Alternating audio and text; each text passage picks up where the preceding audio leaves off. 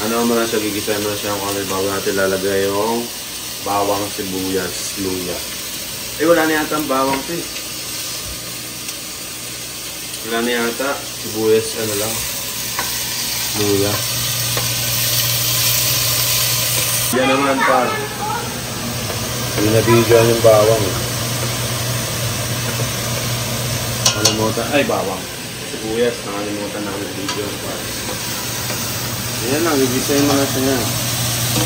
Para kumapit agad yung pagkaano niya, tinola niya.